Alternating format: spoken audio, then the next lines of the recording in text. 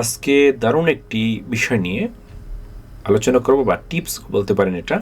অনেক সময় আমরা এরকম বিভিন্ন লেখাকে যখন কপি করি এবং এটা এমএস ওয়ার্ডের ডকুমেন্টে পেস্ট করি, সেক্ষেত্রে এই ফন্টটা আমার পছন্দ হচ্ছে না। তবে মাইক্রোসফট ওয়ার্ডের সবচেয়ে আমার পছন্দের একটা ফন্টের নাম হচ্ছে সোলেমান লিপি, যেটা হচ্ছে আমরা দেখাবো যে ফন্টটি যদি আমরা ওই সোলেমান লিপিতে সিলেক্ট করি সেক্ষেত্রে ফন্টের স্টাইলটা কীরকম হচ্ছে।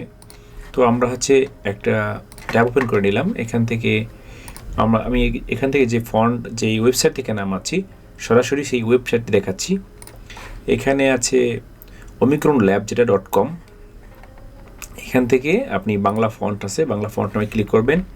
এখান থেকে দেখেন আপনি আপনার যে সোলাইমান লিপি দেখেন এটা আছে, যে ফন্টটি আপনি ডাউনলোড করবেন। ফন্টটি ডাউনলোড হয়ে গেলে এবার আপনি এই ফন্টটিকে এখানে রাইট বাটন ক্লিক করে ইনস্টল করে নেবেন। হয়ে গেল। তাহলে এবার আমরা আবার ইসে যাব, এমএস ওয়ার্ডে যাব। এমএস ওয়ার্ডে গিয়ে এবার লিখব এইখানে সোলাইমান লিপি। দেখেন এবারকে যে ফন্ট স্টাইলটা এটা কিন্তু জাস্ট সুতুনি এমজি আমরা যেটাকে বলি, যে বাংলার যে লেখার ফন্ট এইটা এরকম হয়েছে। তো এই লেখাটা এই সোলেমান লিপি সিলেক্ট করার পরে আমরা সবসময় CTRL Ctrl+ALT অল্টা এই দুইটা ধরে দেখা হচ্ছে আমরা চাপবো ভি চাপবো।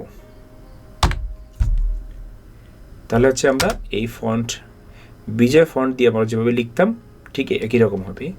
এইটা সিলেক্ট করলে কী হয় আমরা দেখাচ্ছি, বাস্তবে দেখাচ্ছি। এই ফন্টটা সিলেক্ট করা আছে। এবার আমি এখান থেকে যে বিজয় কিবোর্ডটা আমি যদি Ctrl+Alt+V দিই দেখেন এটা চেঞ্জ হবে। এবার চেঞ্জ হইলো। আর যখন আমরা Ctrl+Alt+V দিয়ে লিখি, বিজয় দিয়ে লিখি, তখন কিন্তু এইরকম চেঞ্জ হয়। তো এবার আমরা হচ্ছে Ctrl+Alt+V সিলেক্ট করলাম। এবার যদি আমি লিখি, আমি যদি এখানে লিখি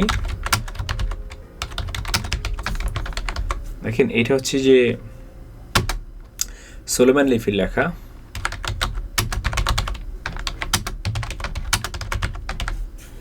আর আমি যদি সূত্র নিয়ম যদি লিখি,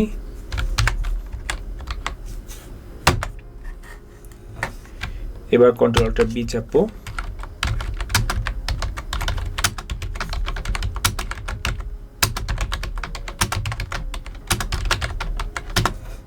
এই ফন্ট আমি একটু বড় করে নিই ফন্ট স্টাইলটা সাইজটা।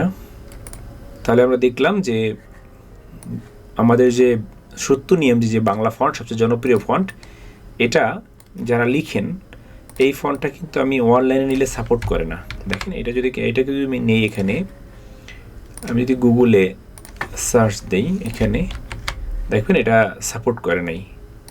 কিন্তু আমি যদি এই সোলেমান লিপি যেটা এই লেখাটাকে যদি আমি এখানে Ctrl+C দিয়ে এখানে যদি সার্চ বারে দেই সাপোর্ট করছে। খুবই গুরুত্বপূর্ণ একটা বিষয়। জাস্ট আমি সবসময় এই বিষয়টা খেয়াল করছি এবং এটা আমি এভাবেই কাজ করি, যার কারণে আমার কাজগুলো অনেক সহজ হয়। ধন্যবাদ সবাইকে।